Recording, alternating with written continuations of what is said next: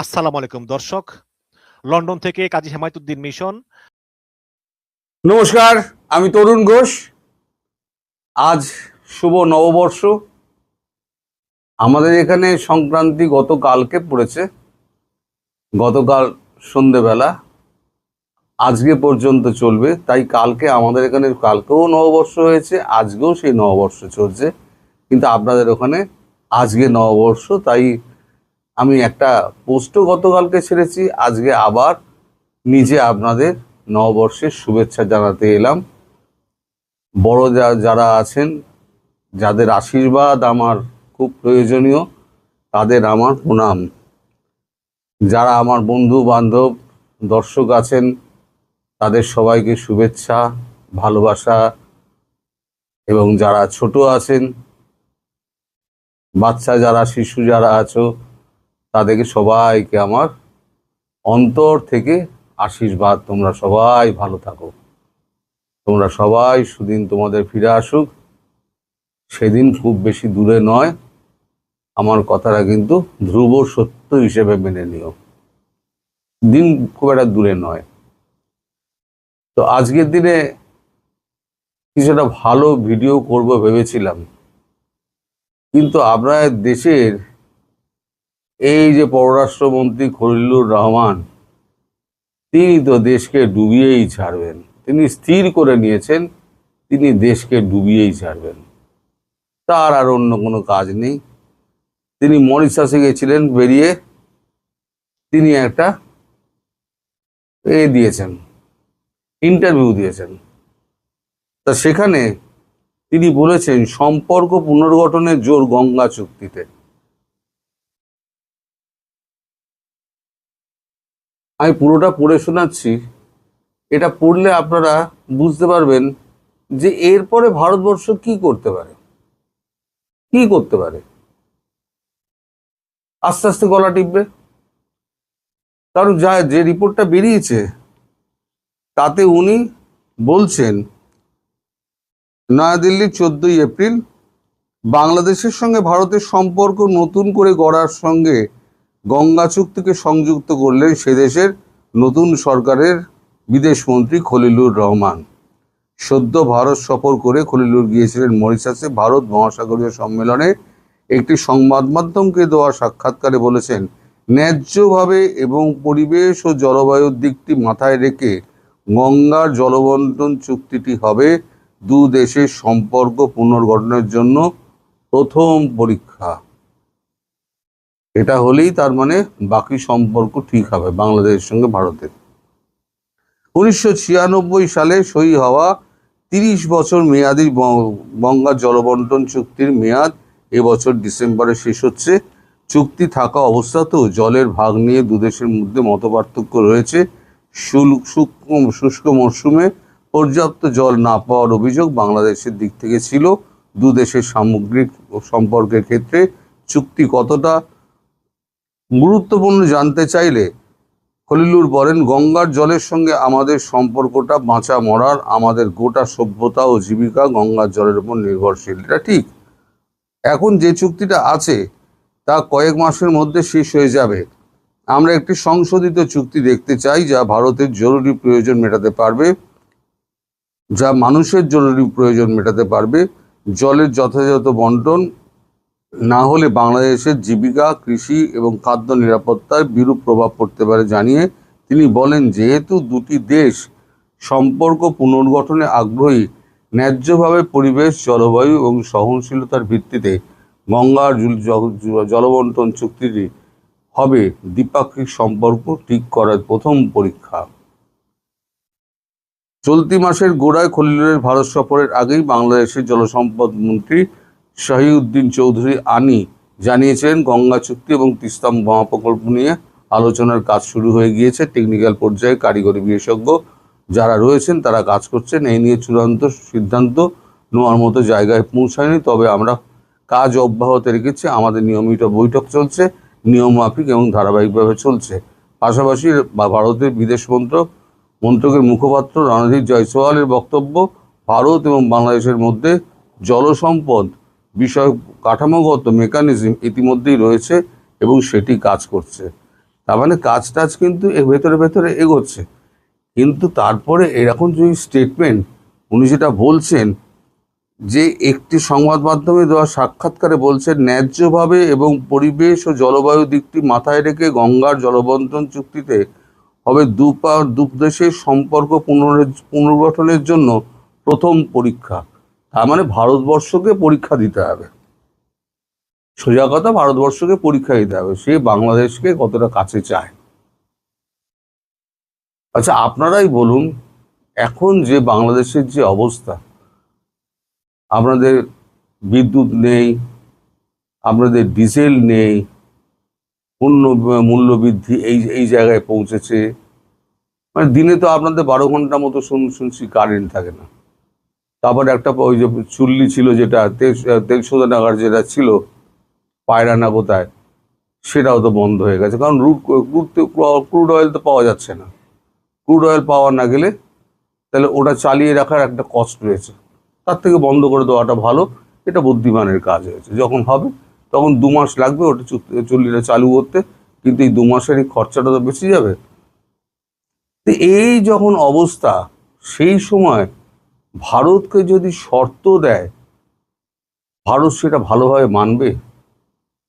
আপনারা শর্ত দেওয়ার জায়গায় রয়েছেন খলিলুর রহমান। দেশটাকে যা করে ফেলেছেন আপনারা, ধ্বংসস্তূপে পরিণত হয়ে রয়েছে। আমার এক বন্ধু বলছিলেন, একটা পিলারের 4টে পিলারের ওপরে দাঁড়িয়ে, যে কোনো সময় একটা ভূমিকম্প হবে, ধাবাস করে পড়ে যাবে, এবং সেটাই হবে 2-4 মাসের মধ্যে। মানুষ অস্থির হয়ে যাবে, গরমে অস্থির হবে, মূল্য বৃদ্ধিতে অস্থির হবে, তারপরে আপনার তেল না পেয়ে অস্থির হবে, অর্থনৈতিক স্থিতিশীলতা না থাকলে অস্থির হবে। দেখবেন একদিন মানুষ কিন্তু ওই প্রথমবার আমি বলেছিলাম না, একদিন ঝাড়ু হাতে পথে নেমে এসে সব ঝেঁটিয়ে বিদায় করবে। তখন আমাকে অনেকে অনেক কিছু দেখে দিয়েছিলেন, তা আমি সেগুলো আর রিপিট করতে চাই না। কিন্তু আজকে ধীরে ধীরে ধীরে ধীরে সেই পরিণতির দিকে যাচ্ছে। তার উপরে এই ধরনের স্টেটমেন্ট, এখানে যখন এসেছিলেন তখন একটা কেঁচোর মতো বসছিলেন, তার সঙ্গে যেটা হুমায়ুন না কি এসেছিলেন তিনিও তো অনেক বড় বড় কথা বলেছেন, কিন্তু এখানে একেবারে দাঁতে দাঁত চিপে বসছিলেন, ঠোঁটে ঠোঁট চিপে বসছিলেন। জয়শঙ্করের সামনে তো উনি যেতে পারেননি, উনি কথা বলেছেন আমাদের অজিত দোভালের সঙ্গে। অজিত দোভাল যে ডোজ দিয়েছে তাতেই উনি কাত হয়ে গেছেন। উনি এখন বড় বড় কথা বললে তো হবে না, বাস্তবটা অস্বীকার করলে হবে না। এখন পিঠ বাঁচানোর জন্য উনি অনেক বড় বড় কথা বাইরে গিয়ে বলছেন, যেটা ভারতের সামনে বলতে পারেননি। আসলে দেশের মানুষকে সন্তুষ্ট করার চেষ্টা, এবং দেশের মানুষ চায় একটা সুস্থ পরিবেশ, যাতে সে বাজারে যেতে পারে, ক্রয় ক্ষমতার মধ্যে জিনিসপত্র পায়, বাড়ি ফিরে এসে একটু ফ্যানের তলায় বসতে পারে, যাওয়ার সময় একটুখানি অফিস যাতায়াত করার জন্য যেগুলো আপনারা সব জ্বালিয়ে পুড়িয়ে দিয়েছেন আপনার লোকজন, সেগুলোকে মানে সেগুলো যদি ঠিক থাকতো, তাহলে অফিস কাচারি করে এসে একটা সুস্থ মানে সংসার জীবন পালন করতে চায় প্রতিটা মানুষ। যেটা আমি অনেকদিন আগেও বলেছিলাম। আগে আপনাদের জীবনে ছিল অফিস থেকে আসতেন, এসে একটু পরিবারের সঙ্গে আড্ডা মারতেন, তারপর সন্ধেবেলা বেরোতেন, সন্ধেবেলা বেরিয়ে আপনারা একটু সিনেমা দেখতে যেতেন, কেউ একটু পার্কে বেড়াতে যেতেন, কেউ আড্ডা মারতে যেতেন, বা বাড়িতেই আপনারা সিনেমা থিয়েটার দেখতেন। এখন তো সিনেমা থিয়েটারের তো গল্প উঠে গেছে। এখন যারা অভিনেতা অভিনেত্রী ছিল তারা প্রায় বেকার হয়ে গেছেন। মানে আপনার দেশটাকে আপনারা কিছু রাখেননি, পুরো ছাড়খাড় করে দিয়েছেন। ওই 4টে পিলারের ওপর যে দাঁড়িয়ে আছে, যিনি বলেছেন না আমার বন্ধু, একেবারে সঠিক কথা বলেছেন। একদিন একটা ভূমিকম্প হবে, ধাবাস করে পড়বে, তারপরে দেখবে যে সব ঝাঁটা হাতে বেরিয়ে গেছে, বলে শেখ হাসিনাকে ফেরত দাও। এবং বহুদিন আগে আমি বলেছিলাম যে শেখ হাসিনা প্রধানমন্ত্রী হিসেবেই ফিরবেন। আপনারাই রাস্তায় নেবে, আপনারাই বলবেন শেখ হাসিনাকে আমরা প্রধানমন্ত্রী হিসেবে চাই। ওই একেবারে সীমান্তের কাছে গিয়ে আপনারাই দাবি তুলবেন। ভারতবর্ষ সেই অপেক্ষাতেই রয়েছে। আমি আর একটা প্রসঙ্গে যাব। এখন সেই ভদ্রলোকের নাম আমি বলছি। এই ভদ্রলোকের নাম হচ্ছে সাইফুল আমিন, তিনি একজন সাংবাদিকতা করতেন, এখন কানাডায় থাকেন। তার একটা ইন্টারভিউ দেখলাম। তার ইন্টারভিউতে তিনি অভিযোগ করেছেন, মানে তার মতামত প্রকাশ করেছেন যে ভারতীয় সাংবাদিক এবং ভারতীয় ইউটিউবাররা যারা আছে তারা সমগ্র বাংলাদেশকে অপমান করছেন এবং বাংলাদেশকে হেয় করছেন, হেয় প্রতিপন্ন করে কাজ করছেন। আমি তাকে কন্ট্রাডিক্ট করছি না, এরকম কিছু সাংবাদিক এবং ইউটিউবার রয়েছেন, আমি অস্বীকার করব না। কিন্তু আপনারা দর্শক সাক্ষী আছেন, ব্যতিক্রম কিন্তু আমি ছিলাম। আমি কিন্তু প্রথম থেকে বলেছিলাম যে শেখ হাসিনা আমাদের কাছে আত্মীয় এবং তিনি আমাদের অতিথি হিসেবে রয়েছেন। তাকে সর্বদলীয় বৈঠকের মাধ্যমে যে রাখা হয়েছে সে খবরটা কিন্তু আমিই প্রথম দিয়েছিলাম। তারপরে সেটা তো প্রতিষ্ঠিত হলো যে আমি ঠিক বলেছিলাম। তো তার যে সেই কথাটা যে মানুষ তাকে আশ্রয় দাতা হিসেবে দেখাচ্ছে, এটা ঠিক নয়।